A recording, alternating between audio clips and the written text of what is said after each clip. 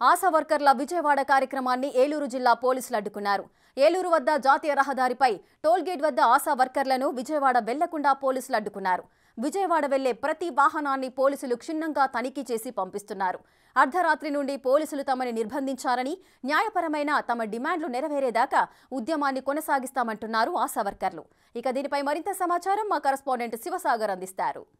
ఆశా వర్కర్ల చలో విజయవాడ కార్యక్రమాన్ని ఏలూరు జిల్లా పోలీసులు అడ్డుకున్నారు. ప్రస్తుతం మనం కలపర టోల్గేట్ వద్ద ఉన్నాం. కలపర టోల్గేట్ నుండి విజయవాడ వెళ్ళే మార్గంలో ఉన్నాం. ఇటు నుండి వచ్చే ప్రతి ఆర్టీసీ బస్సు, ప్రతి వాహనాన్ని కూడా క్షుణ్ణంగా తనిఖీ చేస్తున్నారు. జిల్లా ఎస్పీ ఇప్పటికే 2 రోజుల నుండి చెప్పుకుంటూ వస్తున్నారు, చలో విజయవాడ కార్యక్రమానికి అనుమతి లేదు, ఎవరు కూడా నిరసన కార్యక్రమాలు చేపట్టద్దని. కానీ ఆశా వర్కర్లు మాత్రం తమ డిమాండ్లు నెరవేర్చుకునే ప్రయత్నంలో తప్పనిసరిగా ప్రభుత్వం మీద ఒత్తిడి తీసుకురావాల్సి ఉంటుంది. కాబట్టి వారు తమ డిమాండ్లు నెరవేర్చుకోవడానికి విజయవాడ బయలుదేరారు. అయితే వీరందరినీ కూడా కలపరు టోల్గేట్ వద్ద పోలీసులు అడ్డుకుని ఇక్కడే వారిని నిర్బంధించడం జరిగింది. అయితే అసలు వీరి డిమాండ్లు ఏ విధంగా ఉన్నాయి, వీరికి ఏం కావాలనేది కూడా ఆశా వర్కర్లతో మాట్లాడించే ప్రయత్నం చేద్దాం. అమ్మ, ఏంటి మీ డిమాండ్లు ఏంటమ్మా? అసలు మా డిమాండ్స్ అండి, పని భారాన్ని తగ్గించాలి, నాణ్యమైన సెల్ ఫోన్లు ఇవ్వాలి, కనీస వేతనం ఇవ్వాలి, ఆన్లైన్ వర్క్ తగ్గించాలి, మెడికల్ లీవ్స్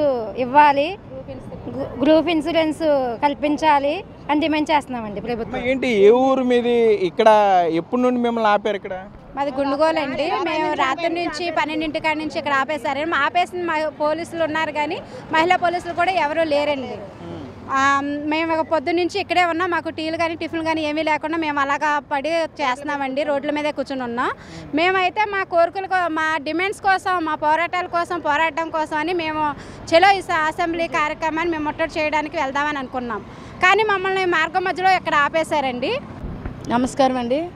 మేము కాకినాడ నుంచి వచ్చామండి. ఇలాగ ఆశా వర్కర్లుగా ఉండి ఆల్రెడీ మేము ప్రభుత్వానికి 36 గంటల ధర్నాలో మేము వినతి పత్రం ఇచ్చాము. మేము చెప్పాము కూడా, మొన్న 24 గంటల ధర్నాలో కూడా మేము వినతి పత్రం ఇచ్చాము. మా సిఐటి ద్వారా మేము మా విన్నపాలు వాళ్ళకి తెలియపరిచాము. అయినా సరే మా చలో విజయవాడ రాష్ట్ర వ్యాప్తంగా పిలుపు ఇచ్చినా సరే మేము బయలుదేరి అర్ధరాత్రి ఆడవాళ్ళని కూడా గ్రహించకుండా మా కష్టార్జితానికి మాకు ప్రతిఫలం గౌరవవేతనం కావాలని, కనీస వేతనం 26,000 కావాలని మేము కుటుంబాన్ని విడిచి మేము రాష్ట్ర పిలుపు మేరకు మేము అంగీకరించి వెళ్తుండగా నడి రోడ్లో ఇక్కడ కోల్గేట్ దగ్గర విజయవాడ ఇక్కడ ఆఫ్ చేసేసారండి. అప్పటి నుంచి రాత్రి 12 గంటల నుంచి మేము ఇక్కడే ఉన్నాము. ఎటువంటిది ఏదీ లేదు, మాకు ఏ సదుపాయం, కనీసం లేడీ మహిళ కూడా మా దగ్గర లేదు.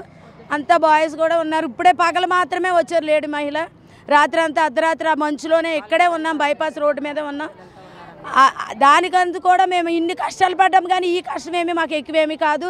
150 రూపాయల జీతం కాడి నుంచి ఇప్పటి వరకు ప్రతి కరోనా ఇష్యూలో కూడా ప్రతి విషయంలో మేము కష్టపడి వచ్చిన ఇన్ని శ్రమలు పడినా మాకు కనీస వేతనం పెంచడానికి ప్రభుత్వానికి మాకు ఎందుకు పెంచడం లేదో ఆ ప్రభుత్వం కలిగిన ఉద్దేశం ఏంటో మాకు తెలియపరచమని అడుగుతున్నాము.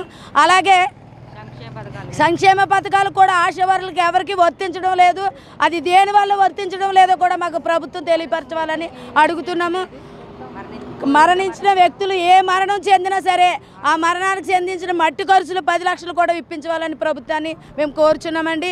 గ్రూప్ ఇన్సూరెన్స్ కావాలని కోరుచున్నాము. అలాగే జీఎన్ఎం, ఏఎన్ఎం కావాల్సిన ట్రైనింగ్ అయిన ఆశా వర్కర్లకి వారికి ఉద్యోగం కల్పించాలని ఆశపడుతున్నాం.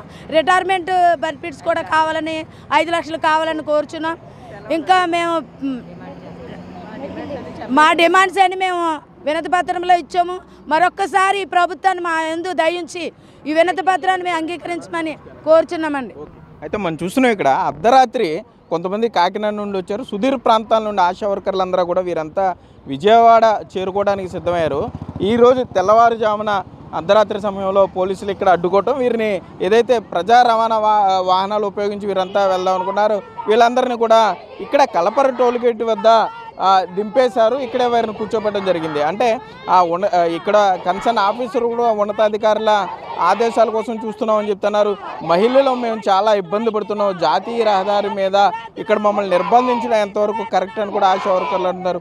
కనీస వేతనం కల్పించాలి, ఆశా వర్కర్లు ఎవరన్నా చనిపోతే వారికి ప్రభుత్వం నుండి అంటే ఏ కారణంతో చనిపోయినా కూడా ప్రభుత్వం నుండి రావాల్సిన ఈ ఎక్స్గ్రేషియా ఇవ్వాలి, అట్లాగే సంక్షేమ పథకాలు కూడా తాము అర్హులు కాలేకపోతున్నాం అంటూ కూడా ఇక్కడ ఆశా వర్కర్లు చెప్పే పరిస్థితులు ఉన్నాయి. త్వరితగతిన తమ డిమాండ్లు నెరవేర్చకపోతే మరలా ఉద్యమాన్ని మరింత ఉధృతం చేస్తామని కూడా ఇక్కడ ఆశా వర్కర్లు చెప్పే పరిస్థితులు అయితే ఉన్నాయి. కెమెరామెన్ భాగ్యరాజ్తో Sagar, big TV, Eluru tollgate నుండి.